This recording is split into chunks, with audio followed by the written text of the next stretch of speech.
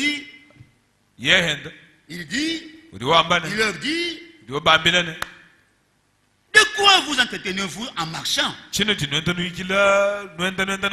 Et ils s'arrêtèrent, l'air attristés.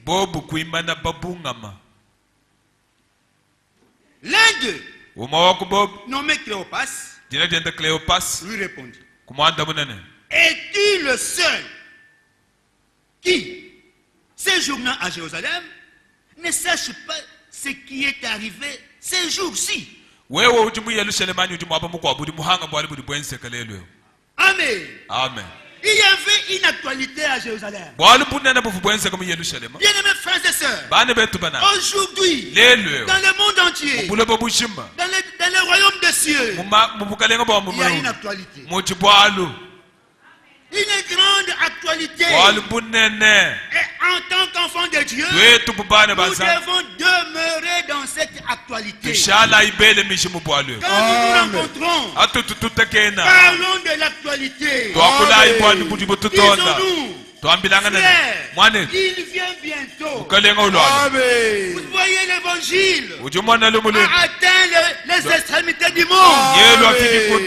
La Bible dit, quand ces choses commenceront à arriver, redressez vos têtes, la délivrance est proche. Ça, c'est l'actualité dans le royaume. Et cela doit être la même chose pour nous aujourd'hui. Bien-aimés frères et sœurs, ne parlons pas politique. Oh! L'homme de Dieu disait, même si on prend George Washington et on le place dans n'importe quel coin du monde, il ne fera pas ce qu'il avait fait en son temps, là aux États-Unis. Parce que nous vivons le temps prophétique. La parole de Dieu doit s'accomplir. Et notre seul espoir, c'est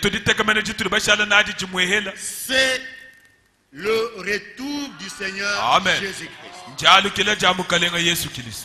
C'est le retour de Jésus qui amènera un gouvernement de paix, qui amènera la justice, qui amènera le bonheur, qui amènera tout. Pourquoi? Parce que le diable, c'est lui qui trouble, c'est lui qui gouverne, sera ligoté, sera mis en prison pendant 1000 ans, en prison. Et Jésus-Christ, avec l'épouse, régneront sur la terre. C'est ce que nous attendons. Frère, c'est vrai, nous sommes des hommes, nous gémissons, et parfois cela nous pousse à parler de ces choses. Mais comment FCC ravage tout? Il prend tout, frère. Laissez ces histoires. Oublions cela. Nous attendons le vrai règne. Le règne du Seigneur Jésus-Christ. C'est ça notre actualité. Parlons de ces choses. Dites, ah frère, l'évangile a atteint 173 pays. Lui-même a piétiné. Là où c'est parti par Internet. Ah, quand vous verrez ces choses, alors il viendra. Frère, il vient. Les disciples, bayidi sur le chemin d'Emmaüs, ils étaient en train de s'entretenir de l'actualité. Nous avons une actualité. Ce n'est pas l'élection de gouverneur. Non. Amen. Mais leurs yeux étaient empêchés de le reconnaître. Il leur dit, de quoi vous entretenez-vous à marchant? Et ils s'arrêtèrent. L'air triste. L'un d'eux, nommé Cléopas, lui répondit, Messieurs, es-tu le seul qui, séjournant à Jérusalem, qui ne sache pas ce qui est arrivé ces jours-ci? Quoi? Il y a des choses qui sont arrivées. Amen. Alléluia. Amen. Et il lui répondit, ce qui est arrivé au sujet de Jésus de Nazareth, qui était un prophète puissant, en œuvre et en parole, devant Dieu et devant tout le peuple. Il pouvait dire, Jésus de Nazareth. C'est qui? Alléluia. Amen. Et pourtant c'était lui-même. Mais leurs yeux empêchaient de le voir. Amen. Et comment les principaux sacrificateurs et non magistrats l'ont livré pour le faire condamner à mort et l'ont crucifié? Nous espérions que ce serait lui qui délivrerait Israël. Mais avec tout cela, voici le troisième jour, les choses se sont passées. Il est vrai que quelques femmes d'entre nous sont fort étonnées. S'étant rendues ce grand matin au sépulcre, n'ayant pas trouvé son corps. Même son corps, on est allé prendre ça. Alléluia. Et ils sont venus dire que des anges leur sont apparus et leur ont annoncé qu'il est vivant. Et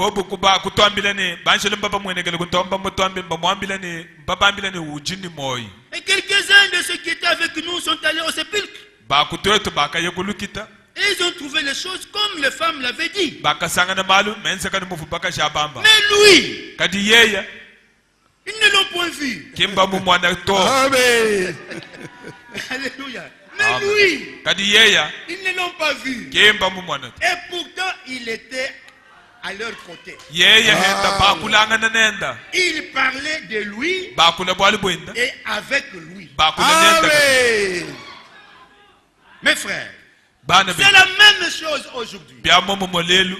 Les gens peuvent lire les Écritures. Ils peuvent même lire les brochures. Ils peuvent même lire les lettres circulaires. Ils ne font que lire, mais ils ne voient pas. Voir, c'est comprendre. Ils ont des yeux pour voir, mais ils ne voient pas, ils ne comprennent pas. Frère, depuis le 24 décembre 1965, un chapitre s'est fermé. Un chapitre s'est fermé. Amen. Et depuis avril 66, un autre chapitre a commencé. Mais les gens ne peuvent pas voir. Ils peuvent lire les brochures. Ils peuvent parler du message. Mais ce que le message dit, Frère Branham disait, vous dites, je crois dans la prédication des signes, vous dites, signe de 63, nous croyons le message. Il leur dit non. Vous savez seulement lire le message. Amen. Mais vous ne croyez pas le message. Ils lisent le message, mais ils ne croient pas le message. Qui aujourd'hui peut dire qu'il vient devant la chair. Frère, lisons l'esprit de vérité. De 60, c'est pas 63 ou 61. 61. Paragraphe 20. Amen. Avec leur slogan. Le prophète a dit, après moi viendra un homme qui continuera avec ce message. Donc cela est scripturel. Accrochez-vous à cela. On ne parle pas des hommes. Amen. On parle d'un homme viendra. Et qui continuera avec le message. Qui dans le monde entier aujourd'hui c'est se promener avec ce message dans le monde entier. Qui? Dans tous les pays du monde. Qui dans cette terre ici qui est encore vivant, qui peut dire, moi j'ai entendu la voix de Dieu me parler dans ma langue maternelle. Amen.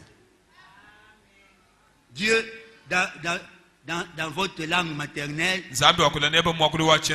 en Kisonge, en Kanyoka, en Kioyo.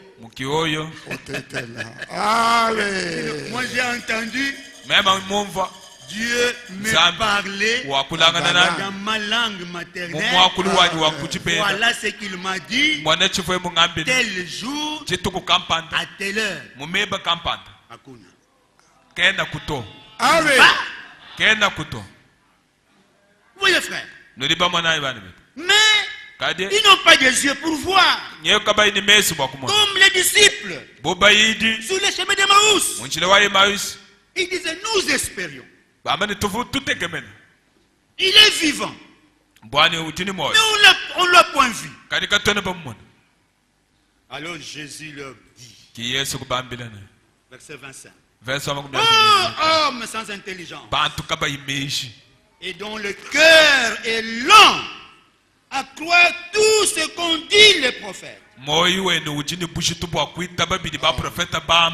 Et il les a ramassés là-bas. Il leur a parlé de Moïse, d'Ésaïe. Alléluia. Amen. Amen. Et pendant qu'il leur parlait, leur cœur était en train de brûler. Alors, arrivé dans leur village, oh, l'homme de Jésus, il a fait semblant. Il dit, hey, je suis en retard. Et là, il était pressé. Il dit, mais non. Il fait déjà tard. Mais reste avec nous. Amen. Reste avec nous. Tu es un homme intéressant. Alléluia. Amen. Jésus est toujours intéressant.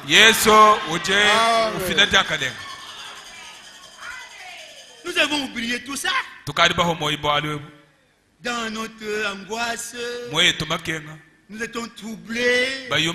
Mais toi, tu es intéressant. Reste avec nous. Et parle-nous. Alléluia. Amen. Et il leur expliqué dans toutes les Écritures ce qui les concernait. Alléluia. Amen. Et leurs yeux s'ouvrirent. Quand ils étaient à table, ils mangeaient. Alors il a fait le même geste qu'il avait posé avant qu'il puisse partir. Il a rompu le pain. Alors leurs yeux s'ouvrirent. Alléluia. Amen. Et c'est comme cela que il est parti, il est disparu. Aujourd'hui c'est la même chose. Le voile est dans beaucoup d'hommes. Beaucoup de gens qui lisent la Bible, qui lisent le message, même les lettres circulaires, ils peuvent lire, mais ils ne peuvent pas comprendre. Le voile demeure. Mais pour que le voile soit ôté, il faut que le cœur retourne au Seigneur. Il faut que le cœur retourne au Seigneur. Bien-aimés frères et sœurs, c'est comme ça qu'aujourd'hui, nous attendons maintenant le retour du Seigneur Jésus. Le commandement du jour aujourd'hui, c'est la préparation à l'enlèvement. Le Seigneur nous a envoyé un prophète. Bien-aimés frères et sœurs, comme du temps des enfants d'Israël,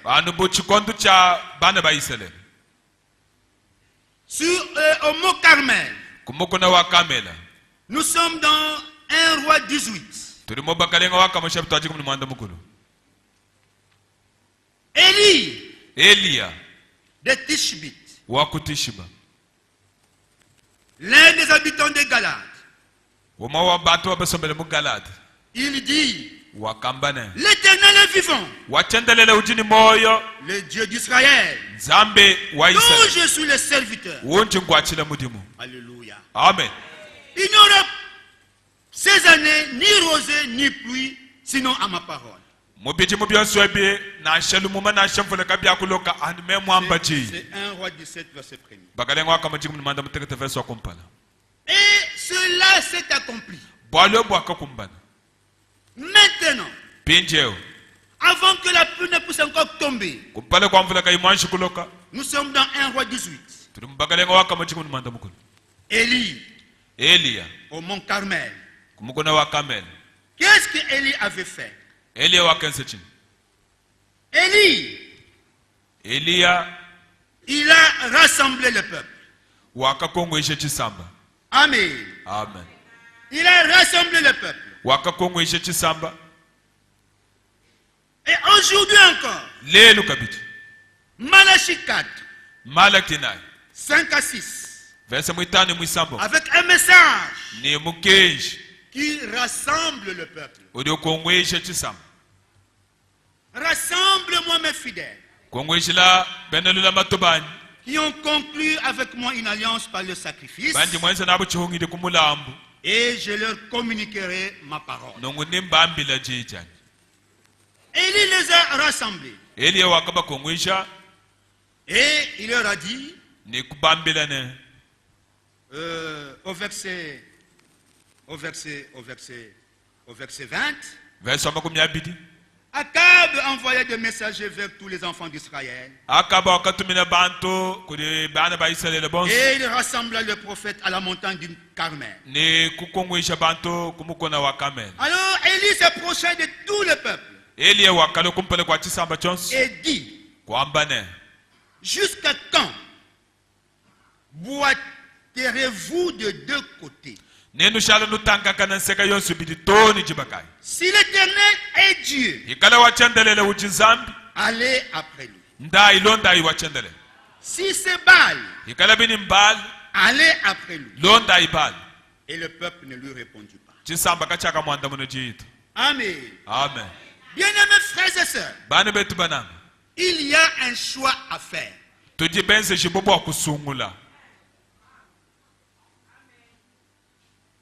Il y a un choix à faire. Choisissez qui vous voulez servir. Est-ce Dieu? Est-ce la parole? Le peuple ne répondit rien. Et ils se sont réunis. À midi, verset 27. Le Dieu de Baal, le prophète de Baal, était en train d'invoquer leur Dieu.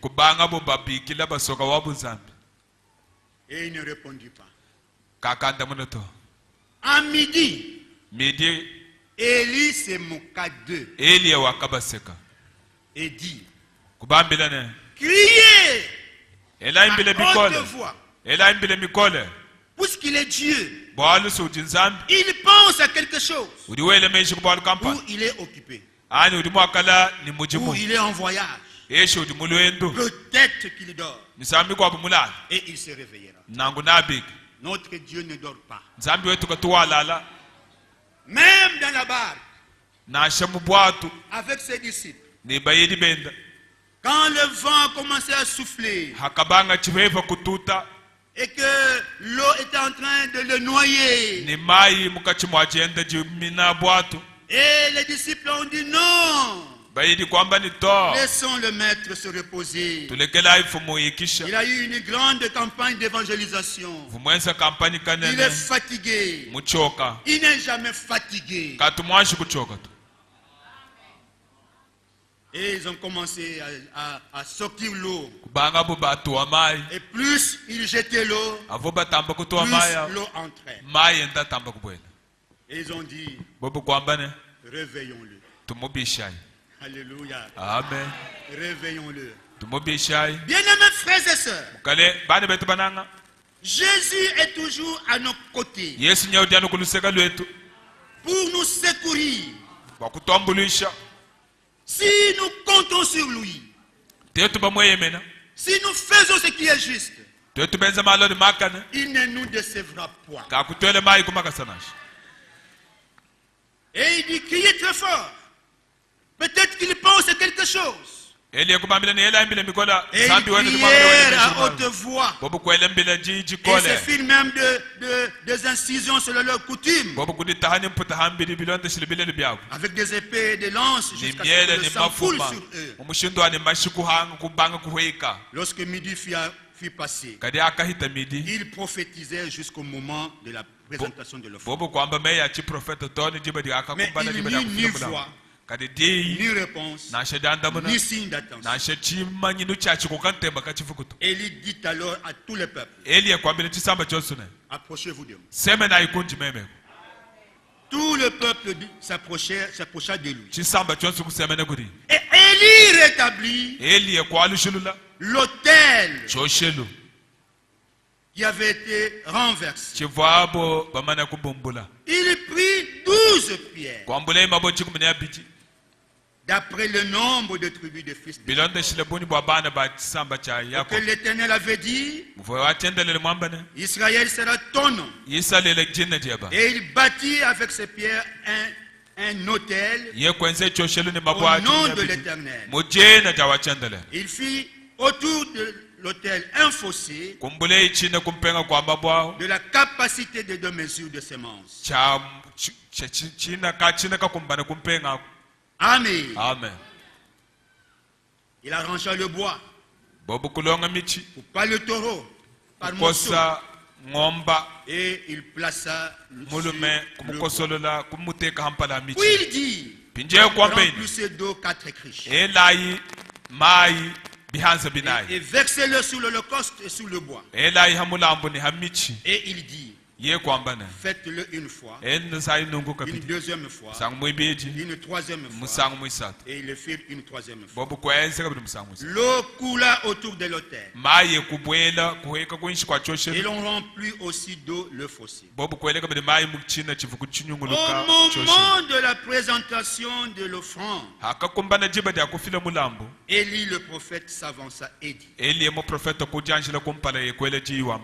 Éternel Dieu d'Abraham, d'Isaac et d'Israël, que l'on sache aujourd'hui que tu es Dieu en Israël et que je suis ton serviteur et que je fais toutes ces choses par ta parole. Amen. Amen. Bien-aimés frères et sœurs, aujourd'hui encore, dans notre génération, Dieu nous a envoyé Élie le prophète. Élie le prophète de Malachie 4, il a rassemblé, il a restauré l'autel. Aujourd'hui, il n'y a plus de vomissures. Amen. Il n'y a plus de vomissures. L'autel qui a été renversé. C'est que les gazam, les chelek, les sauterelles et les asiles ont dévoré. Toutes ces années-là, la parole de Dieu a été rétablie. Selon le fondement de l'enseignement des 12 apôtres et des prophètes. Et Jésus-Christ étant la pierre angulaire. Élie a rétabli. C'est pourquoi aujourd'hui, Dieu, lisons le psaume 23, Dieu dresse devant nous une table. Alléluia. Amen. Une table bien garnie. Il n'y a plus de vomissures. Ailleurs, sont des vomissures. Tout ce qui est fausse doctrine, ce sont des vomissures. Les interprétations, ce sont des vomissures. C'est pourquoi nous devons rester dans la parole de Dieu, dans la parole écrite et révélée de Dieu. Psaume 23, verset 5. Tu dresses devant moi une table en face de mes adversaires. Tu oins d'huile ma tête et ma coupe déborde. Oui, le bonheur et la grâce m'accompagneront tous les jours de ma vie. Alléluia. Amen. Et j'habiterai dans la maison de l'Éternel jusqu'à la fin de mes jours. Parce que dans sa maison, c'est la maison du pain de Dieu, où nous avons la nourriture. Pas n'importe quelle nourriture, mais la nourriture spirituelle au temps convenable. Le Seigneur dresse une table. C'est pourquoi nous habiterons dans la maison de l'Éternel tous les jours de notre vie jusqu'à son retour. Nous voulons rester dans sa maison. Amen. Amen. Élie avait rétabli l'autel. Aujourd'hui, la parole de Dieu a été rétablie. Après avoir tout fait selon la parole de Dieu, Élie de Tishbi, il dit au Seigneur, j'ai fait toutes les choses selon ta parole. Bien-aimés frères et sœurs, c'est là que nous sommes arrêtés le jeudi. J'ai fait toutes les choses selon ta parole.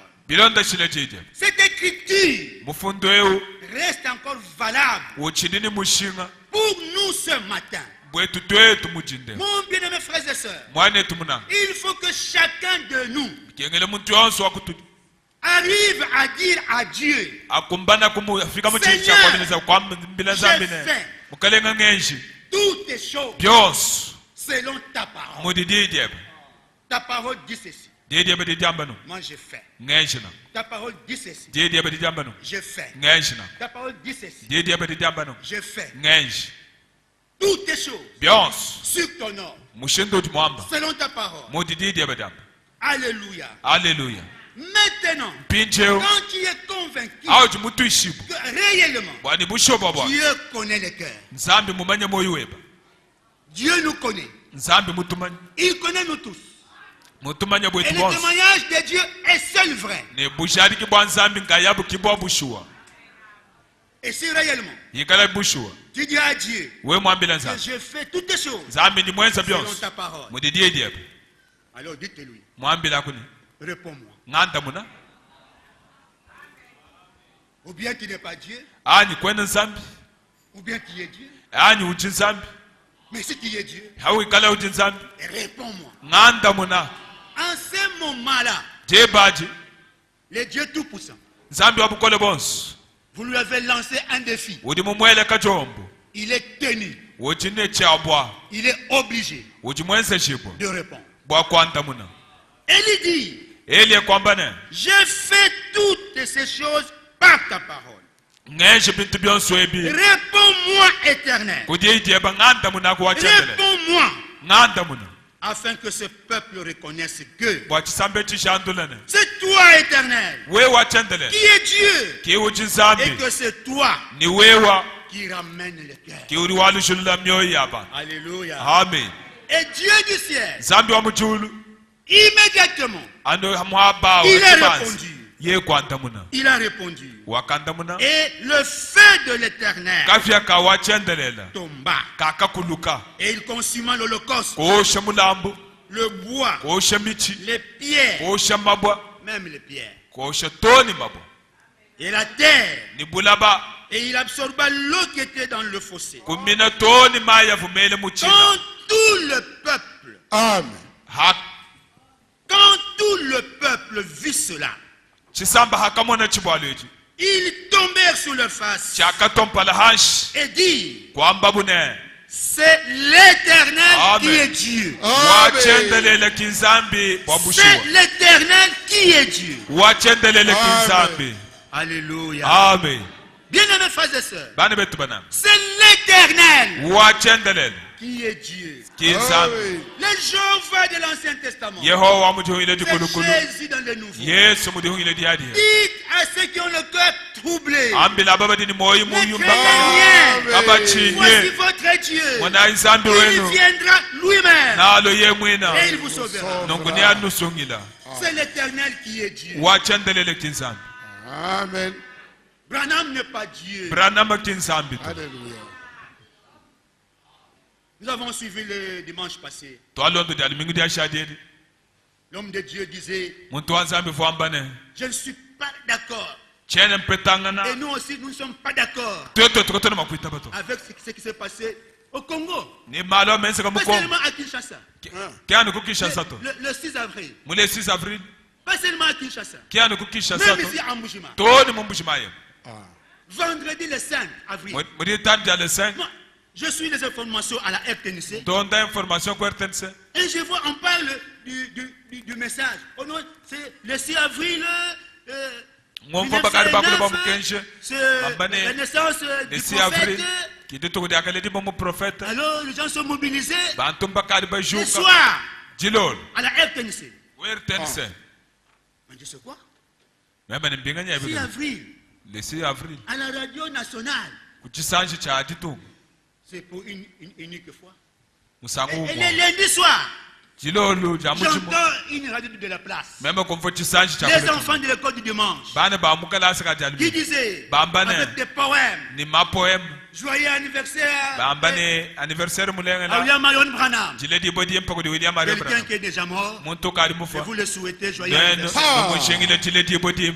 Oh Seigneur. Le 6 avril, c'est la naissance de Apocalypse 10. 1 à 7. Les enfants de l'école du dimanche. Alléluia. Oh Seigneur. Vous voyez. Donc pour eux, Branham, c'est Apocalypse 10. 1 à 7. Mais c'est faux. C'est faux. Apocalypse 10. 1 à 4. C'est l'ange de l'alliance. C'est Jésus-Christ. Qui vient aux Juifs. Il pose un pied sur la terre. Un pied sur la mer. Et il gire. Il n'y a plus de temps. Amen. Apocalypse 10. 7. À la voix du 7e ange. Quand il sonnerait de la trompette, le mystère de Dieu s'accomplirait. Il ne s'agit pas de Branham. Principalement, il s'agit du 7e ange qui sonne la trompette. Ce n'est pas Branham. Mais Branham s'est quand même approprié. comme un verset à double application. Mais principalement, ce n'est pas Branham. Amen. Vous voyez, frère. Pourquoi nous avons dit que c'est malheureux? Toutes ces foules-là voient à des hérésies. Et tous ceux qui prêchent la fausse doctrine et ceux qui croient la fausse doctrine ne seront pas enlevés. Non. Amen. Amen. Sauver, oui. Mais enlever, non. Oh, nous avons une vocation à aller à l'enlèvement. Pour être enlevé, il faut croire la parole de la vérité. Il faut avoir le Saint-Esprit. Et le Saint-Esprit, si vous croyez un mensonge, Dieu ne va pas sceller le mensonge. Non. Père, sanctifie-le par ta parole, par ta vérité. Ta parole est la vérité.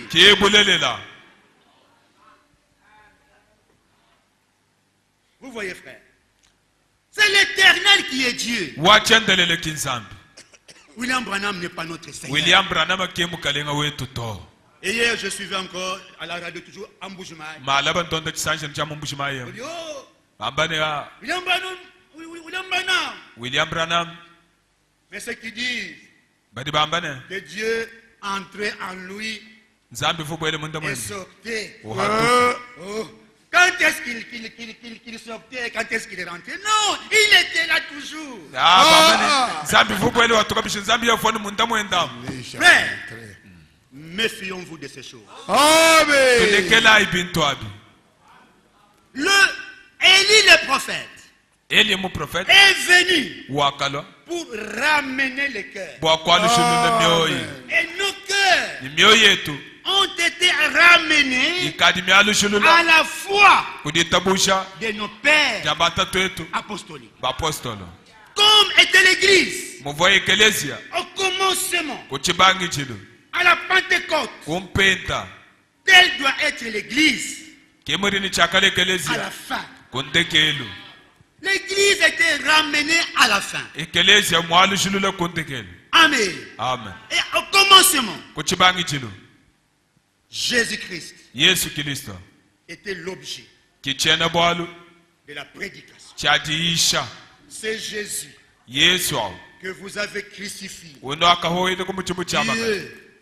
l'a fait Seigneur et Dieu. Et après avoir entendu ce discours, il fut le cœur vivement touché. Et il dit aux apôtres et aux autres apôtres, frères, que ferions-nous? Le Seigneur leur dit, pardon, Pierre leur dit, repentez-vous, soyez baptisés au nom de Jésus-Christ pour le pardon de vos péchés, et vous recevrez le don du Saint-Esprit.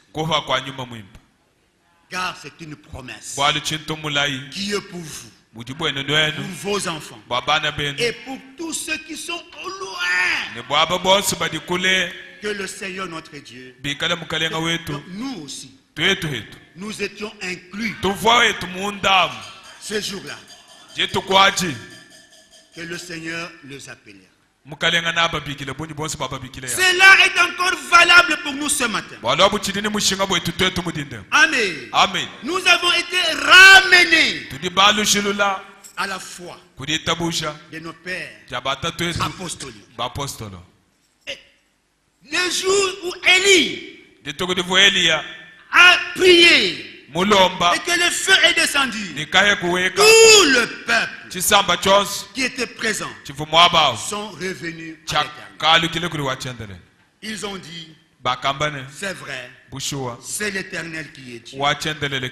Bien-aimés frères et sœurs, nous aussi, lorsque nous nous rassemblons et que nous voyons ce que Dieu fait au milieu de nous, Dieu est ici. Le Seigneur est avec nous. C'est vrai. Nous attendons le réveil. Mais en attendant, le Seigneur travaille avec nous. Il est Dieu dans son peuple. Et lorsque nous vivons ces choses, lorsque nous voyons l'accomplissement de la parole de Dieu, et que nous voyons que sa parole trouve son accomplissement sous nos yeux, il faut alors que nos cœurs, pas nos têtes, mais nos cœurs soient ramenés au Seigneur. Et que nous acceptions toute la parole de Dieu. Et que nous disions, comme Élie, Seigneur, j'ai fait toutes choses selon ta parole. Ce matin, Matthieu chapitre 3 est encore valable. Matthieu chapitre 3. Ce qui était passé pendant le temps de l'église primitive. Tous ceux qui acceptaient la parole se faisaient baptiser. Matthieu 3, verset 5. Les habitants de Jérusalem, de toute la Judée et de tout le pays des environs du Jourdain, se rendaient auprès de lui. Et ils confessant leurs péchés, ils se faisaient baptiser par lui dans les eaux du Jourdain. Amen. Amen. Si tu n'as pas encore donné ta vie au Seigneur, bien-aimés frères et sœurs, la Bible dit, aujourd'hui, si tu entends sa voix, n'endurcissez pas votre cœur. C'est encore une écriture qui est valable. Si vous écoutez la parole de Dieu et que tu es convaincu que c'est la vérité et que c'est l'Éternel qui est Dieu et que Jésus vient bientôt, le mot d'ordre aujourd'hui, c'est la préparation de l'épouse. Amen. Toutes les prophéties sont en train de s'accomplir sous nos yeux. Israël est dans sa patrie. Le figuier a bourgeonné. Amen. Amen. Amen. Les guerres, les bruits de guerre, par-ci par-là, nos oreilles et nos yeux voient. La parole, Matthieu 24 et 14, l'évangile du royaume sera prêché dans tout le monde entier. Et la fin viendra. La fin est là. Amen. Le Seigneur est à la porte. C'est le moment de revenir à lui. Amen. De revenir à sa parole. De marcher selon la parole de Dieu. Le monde passe. Ce convoitise passe. Et celui qui fait la volonté de Dieu demeure éternellement. Le Seigneur est à la porte. Nous avons été ramenés à la parole de Dieu. Le message, la parole de Dieu a été rétabli. A été rétabli. Maintenant, nos vies doivent être rétablies. Alléluia. C'est nous aujourd'hui. Nos vies à nous. Frère, nos vies doivent être rétablies. Regardez votre comportement, votre habillement. Est-ce que c'est selon la parole de Dieu? Est-ce que tout ce que tu fais selon la parole de Dieu? Est-ce que tu peux dire, Seigneur, je fais ça selon ta parole? Quand tu insultes, quand tu injures, quand tu frappes ta femme, c'est selon la parole. C'est quel verset de la Bible? Quand tu voles, quand tu mens, quand tu trompes, oh, je fais toutes choses, Seigneur, selon ta parole. C'est quel verset? Nos vies doivent être réunies. Alléluia. Le premier chrétien, à cause de la parole de Dieu, ils étaient capables même d'accepter la mort. Parce qu'ils savaient que il y a une vie meilleure. Cette vie que nous avons sur la terre, c'est une vie en photocopie. Mais il y a une vie réelle. La vraie vie nous attend. La vie éternelle. Dieu, en nous créant, il avait voulu que nous vivions pour toujours sur la terre. Et il a fait l'homme un peu inférieur à Dieu. Mais nous avons péché. Le monde, à cause d'Adam, à cause d'un seul homme, nous tous, nous avons péché. Et comme la mort est venue par un homme, la vie est venue aussi par un homme. C'est pourquoi la Bible dit, Dieu a tant aimé le monde qu'il a envoyé son Fils unique afin que quiconque croit en lui ne périsse point, mais qu'il ait la vie éternelle. Maintenant, nous avons accès. Nous qui étions morts par nos offenses, par la foi en Jésus-Christ, à l'œuvre accomplie à Golgotha, nous avons été ramenés à la vie. Mais notre évocation ne s'arrête pas là. Dieu du ciel, par sa grâce, il nous a envoyé sa parole. Et nous l'avons acceptée. Cette parole qui prépare l'épouse à l'enlèvement. Cette parole doit être notre vie. Comme Paul disait, Christ est ma vie.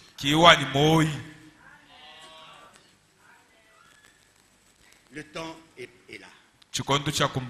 Nous vivons le temps de la fin.